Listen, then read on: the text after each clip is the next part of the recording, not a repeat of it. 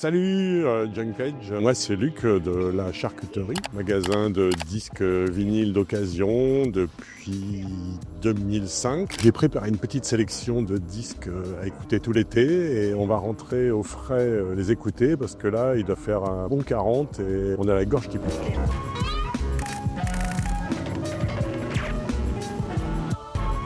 Alors, première sélection, Bo Diddley. C'est un des pionniers du rock des années 50, donc c'est un mélange de blues, de rock'n'roll et puis de musique un peu exotique. Et c'est vraiment quelqu'un qui a marqué profondément l'histoire du rock, qui a influencé beaucoup de gens et qui n'a jamais été reconnu à sa juste valeur.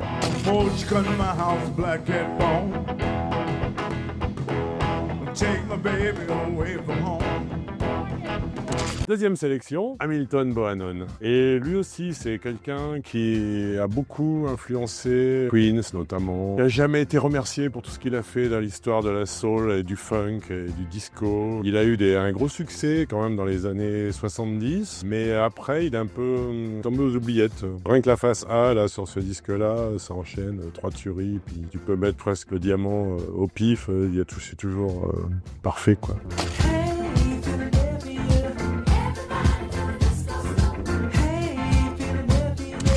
Ensuite, Bobby Gentry. Donc, elle est très connue pour cet album, là, son premier, où elle a fait Hot to Billie Joe, qui a été un tube mondial et qui a été repris en France par Joe Dassin. Mais moi, j'aime beaucoup son second album qui s'appelle The Delta Sweetie, qui est plus personnel, plus intimiste. Elle écrivait ses chansons, elle chantait, jouait de la guitare. Pour moi, c'est une merveille. Ça c'est écouter le soir dans un transat quand il fait chaud comme ça.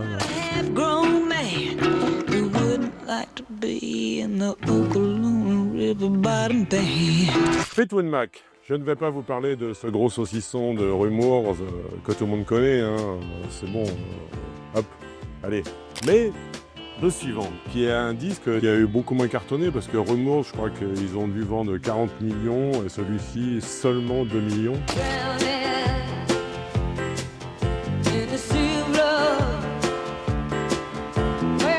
Il n'y a pas vraiment de tube comme il y a pu y avoir sur le précédent, là, sur Rumours, mais c'est truffé de petits morceaux sympas et finalement, je les trouve presque plus authentiques. Et j'aime beaucoup ce disque. Ça, c'est bien à écouter en faisant un barbecue, par exemple. C'est bien en plus, vu que c'est un double album, là, t'es tranquille pour 1 heure. Et maintenant, un mouvement musical très important pour moi, le calypso des années 50. Ça a eu vraiment un gros succès et lui en faisait partie lors d'Invader. C'est un peu un des pionniers de ce style de musique. Cet album est sympa, il est un peu différent de beaucoup de disques de calypso de cette époque parce qu'il mélange vraiment la salsa, les influences africaines, on les sent énormément. Il est assez représentatif du mélange que peuvent être les Caraïbes.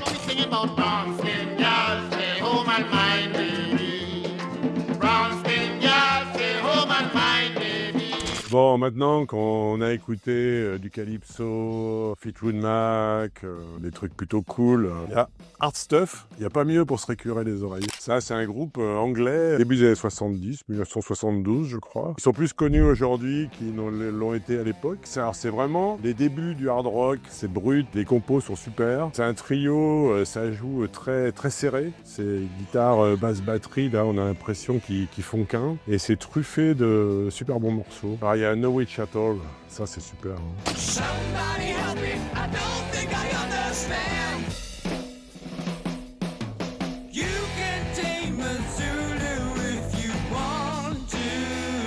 Alors, on arrive presque au bout de cette sélection et je pouvais pas finir sans parler de Marianne Faithfull. Et notamment cet album qui est un peu son album emblématique là, qui s'appelle Broken English.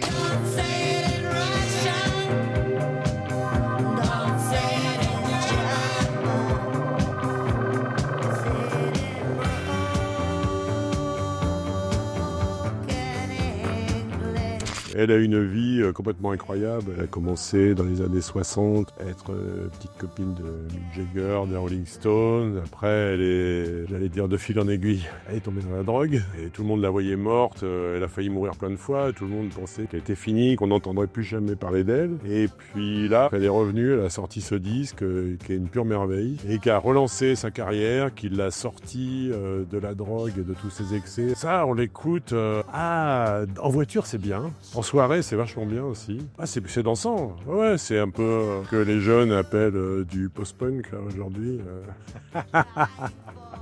Et que nous, les vieux, on appelle ça de la musique. Pour finir, une nouveauté. Bon, on parlait des vieux trucs, ça fait vieux, quoi. Donc, un groupe actuel avec un nom couché dehors. Young Gun Silver Fox. À la base, c'est un duo. C'est un chanteur anglais, un guitariste, enfin, un multi-instrumentiste américain qui sont fans de ce qu'on appelle aujourd'hui le yacht rock. Un peu les descendants de Steely Dan, de ces choses-là. L'espèce de soul funk chaloupé avec des belles mélodies, des belles voix. Et eux, donc, ont remis ça au goût du jour et ils le font vraiment super bien. Ça, c'est à écouter, alors là, dès le matin jusqu'au soir.